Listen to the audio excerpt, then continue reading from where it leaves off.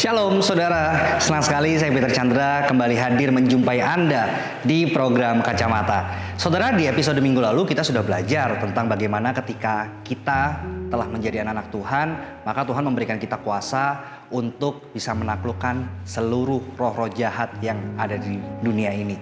Nah, hari ini, di episode kali ini kita akan belajar tentang bagaimana kita menggunakan kuasa yang sudah dipercayakan oleh Tuhan kepada kita.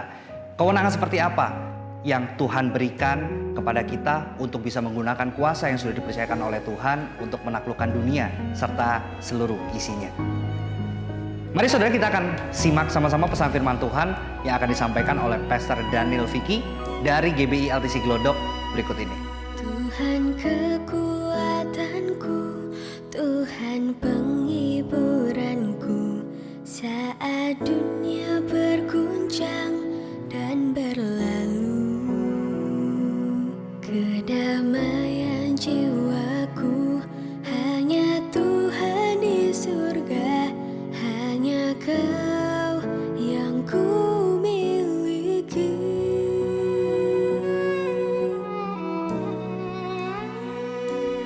Tuhanlah gembalaku, takkan kekuranganku, Kau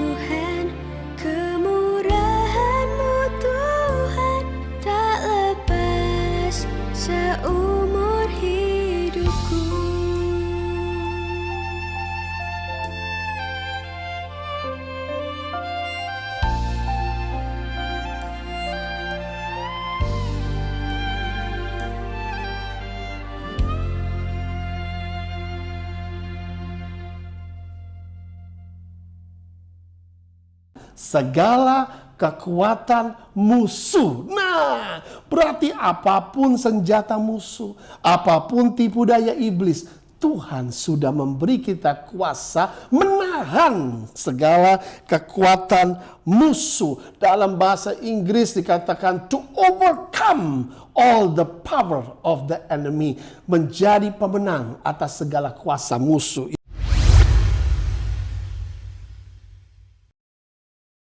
Pemirsa Kacamata, Shalom.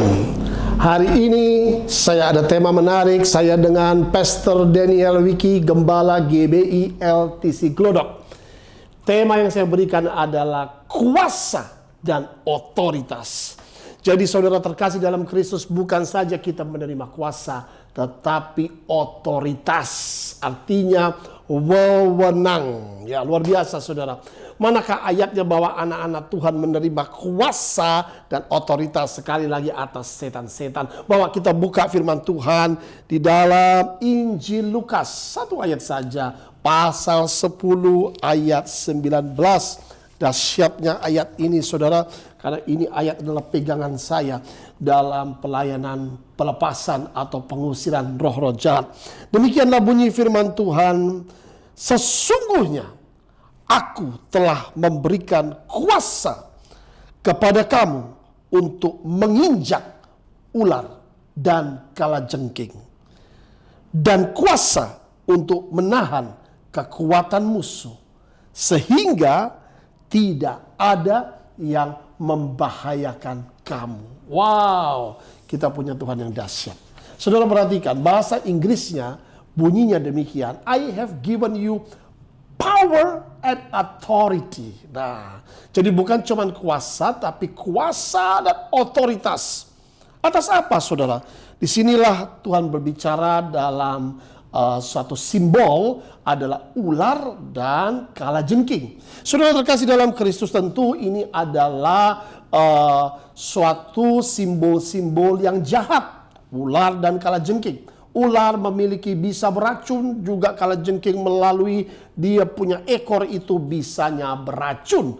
Nah, racun-racun apa ini yang disebut dengan racun iblis? Racun iblis itu adalah teluh, guna-guna, santet, pelet, ya kan? Atau voodoo, kalau orang Afrika tahunya adalah voodoo. Nah, banyak juga katakanlah bahasa-bahasa ini dalam berbagai macam bahasa, ya. Kalau dalam bahasa India juga ada, dalam bahasa macam-macam, ya. Yang jelas ini adalah kuasa kegelapan yang disebut sihir. Nah, tentu kita kenalnya dalam bahasa Indonesia adalah teluh, guna-guna, santet, dan pelet atau voodoo, black magic. Nah, saudara terkasih dalam Kristus, yang pertama kita orang percaya diberi kuasa, otoritas, ya, atas kuasa kegelapan, atas kuasa okultisme, atas kuasa sihir. Bukan hanya kita diberi kuasa dan otoritas, tetapi juga otoritasnya itu apa? Memerintahkan roh-roh jahat sihir ini untuk keluar, untuk pergi. Jadi dengar baik-baik bahwa sebagai anak-anak Tuhan, kita tidak mempan disantet, teluh, guna-guna, tidak mempan. Sudah banyak, saudara, satanis yang datang untuk menyerang saya dengan ilmunya sampai berpuasa 1 tahun tidak mempan, bahkan dia pun dilepaskan dan bertobat memberi diri di baptis selam. Satanis itu dari gereja setan, saudara.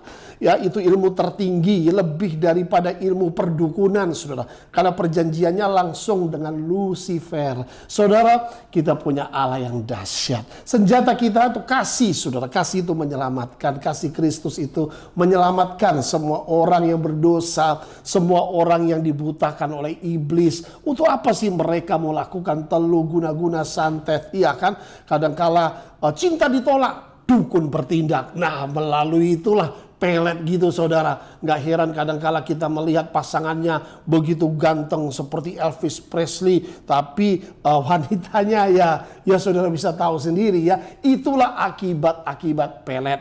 Tapi itu tidak lama, saudara.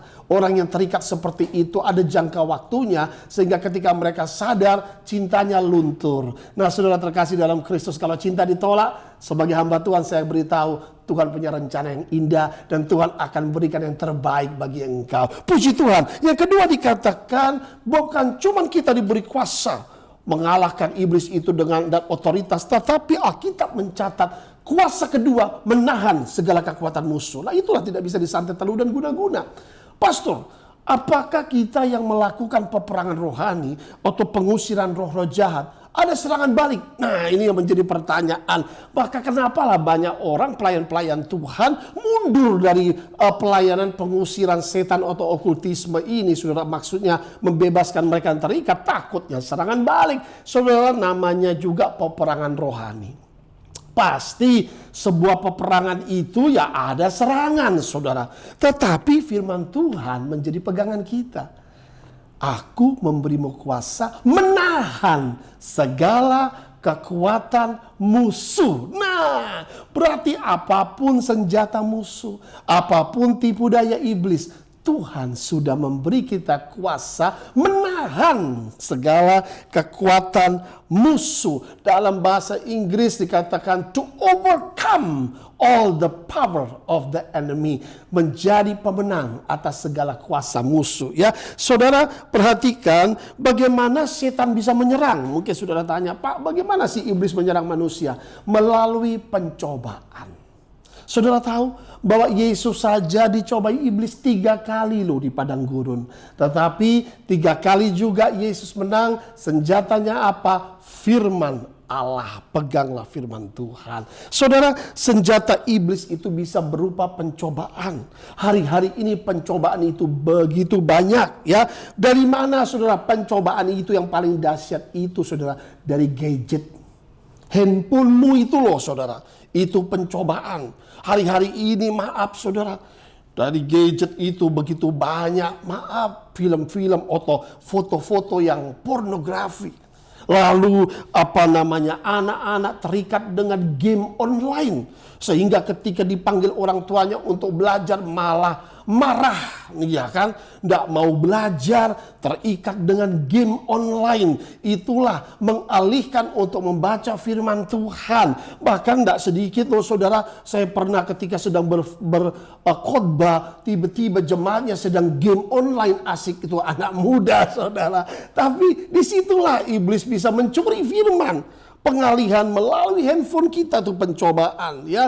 Saudara perhatikan ya, orang yang kecanduan game online tidak sedikit ada yang kerasukan kalau ada game online yang katakanlah berbau kekerasan itu ya. Ada yang mengundang roh-roh jahat. Ternyata ada game tertentu memanggil roh-roh jahat sehingga orang itu kerasukan. Karena saya melayani juga seperti itu. Atau anak-anak kecil menjadi memiliki suatu sifat kekerasan, sifat memberontak terhadap orang tua. Nah, yang berikutnya adalah pornografi. Tidak sedikit dari pornografi akhirnya menimbulkan suatu keinginan hasrat percabulan. Mohon maaf sudah. Perzinahan, penyimpangan seksual. Nah, ujung-ujungnya apa? Terjadi perceraian, saudara.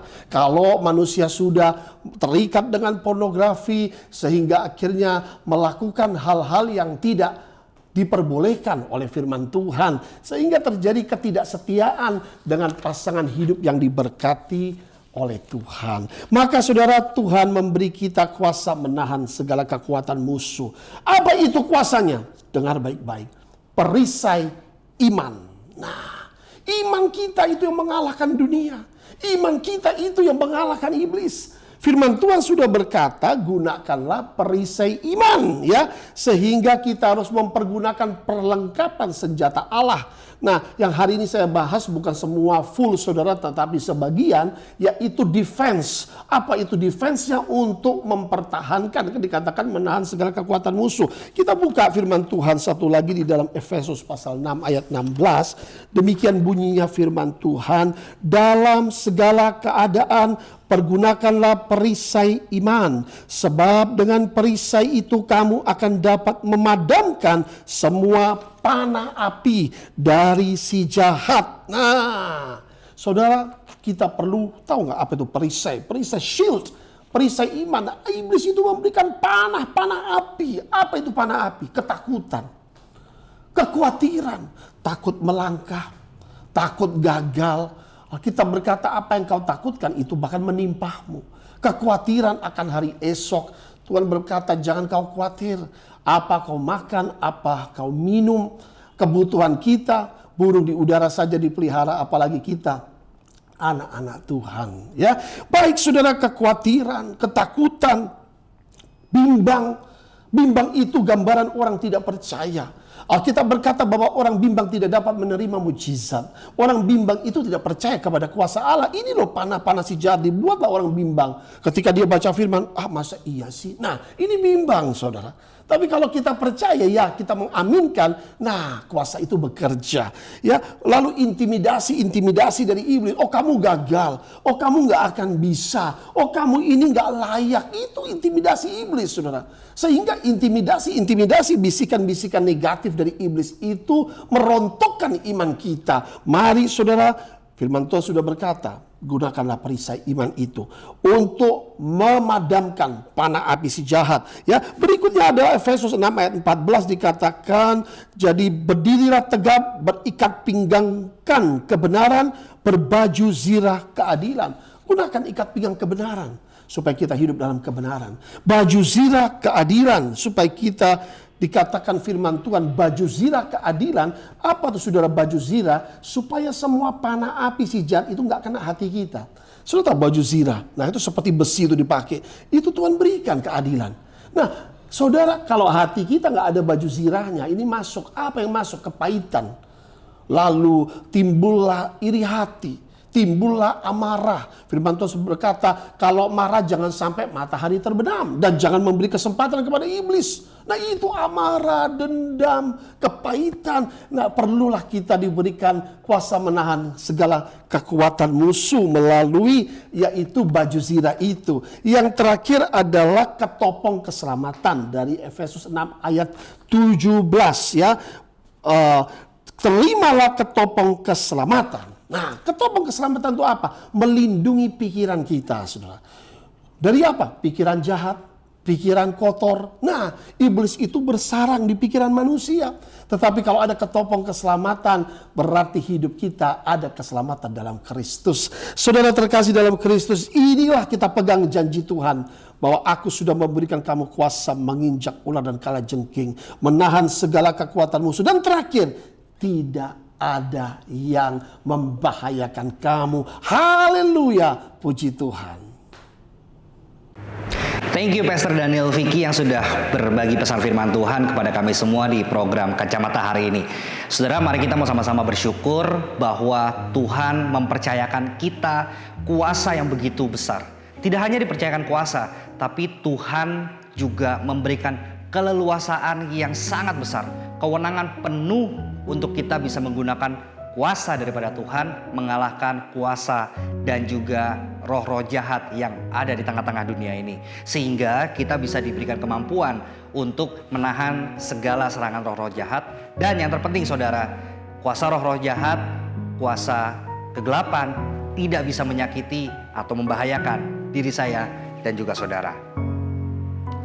Bagi saudara yang ingin berbagi cerita pengalaman hidup, apapun musim kehidupan yang sedang Anda lalui, dan Anda ingin atau butuh didoakan oleh tim doa kami dari channel, Anda bisa menghubungi nomor telepon yang telah tertera di layar kaca Anda. Saya Peter Chandra harus pamit dulu saudara dari program Kacamata hari ini, tapi kita ketemu lagi di episode minggu depan. Saya Peter Chandra pamit, Tuhan Yesus memberkati. Dalam segala hal, janjinya tak berubah. Apa yang sudah difirmankan terjadi saat kita percaya. Meskipun seribu tangan manusia menarikmu jatuh, namun Tuhan yang bela, tangannya sanggup membuatmu naik ke gunung. Percayalah, Tuhan yang bela.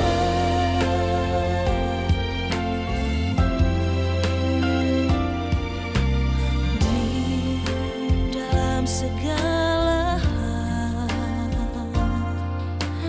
Janjinya tak berubah. Apa yang sudah difirmankan terjadi saat kita percaya.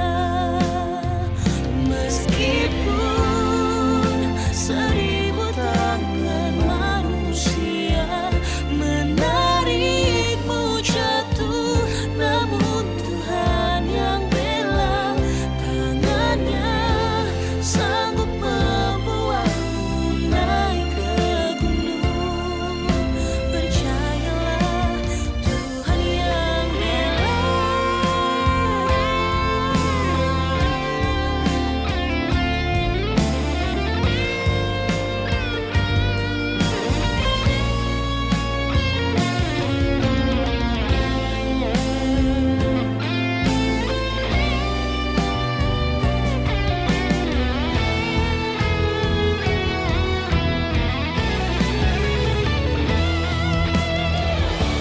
Ada pelangi di setiap badai,